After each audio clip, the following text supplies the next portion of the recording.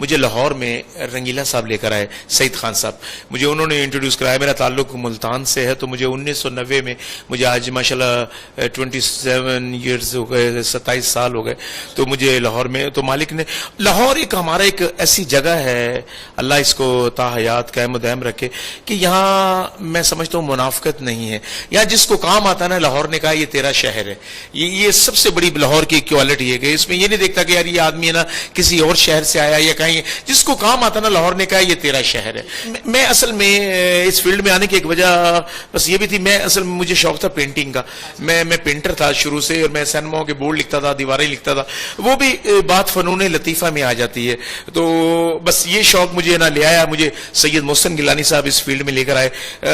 بس ایک بڑی دردناک سی سٹوری ہے. میں لوگوں کو میری امی ابو اصل میں 40 سال پہلے ان کی ڈیتھ ہو گئی تھی، تو چھوٹے بہن بھائی میری گود میں تھے. پالنے والی تو اللہ کی ذات ہے، لیکن میں نے بس ان کی پرورش میں ہے نا بس سب کچھ.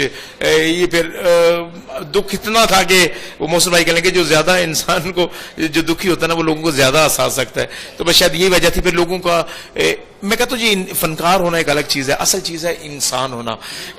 دیکھو فنکار تو سب کچھ ہی ہے، ہر چیز ہے، شکل بھی انسان کی اچھی ہوتی ہے، سب کچھ ہوتا ہے. لیکن آج بھی آپ دیکھ لیں کام عرفان کوثر صاحب آپ کو ڈائریکٹ حوالدار میں آپ کو نظر آئیں گے کہ یار کہ آپ کیا ان کا نام لیجنڈ میں. عابد کشمیری صاحب آپ دیکھ لیں، دین مستانہ صاحب دیکھ لیں، ببو برال صاحب دیکھ لیں، امان اللہ صاحب دیکھ لیں، سہیل احمد صاحب. آج بھی دیکھو ان کا ایک ایم تھا کہ میں آج بھی لوگوں کو صاف ستھرا کام دکھاؤں. تو وہ دیکھو انہوں نے توکل وہی کیا تھا، تو رب نے انہوں کو ایسا میڈیا پہ ایک ایسا پروگرام دے دیا کہ 9 سال سے ان کا پروگرام وہ چل رہا ہے، اور آج بھی وہ نمبر 1 کی پوزیشن پر ہے ماشاءاللہ.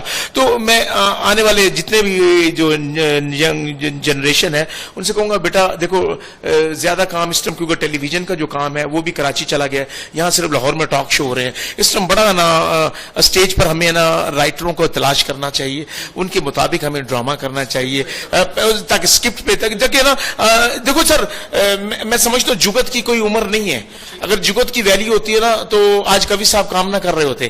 ایکٹر کی عزت ہے، ایکٹر کو جب بھی اچھا رول ملے گا وہ ہٹ ہوگا، جب بھی اچھا کردار ملے گا وہ ہٹ ہے. اور یہ بس اللہ تعالیٰ اس ملک کو نظر بد سے بچائے. میرا مالک اور جتنے بھی دوست ہیں، میں ایک بات ضرور یہ کہنا چاہوں گا کہ محبت ایسا دریا ہے کہ بارش روٹ بھی جائے تو پانی کم نہیں ہوتا. Thank you.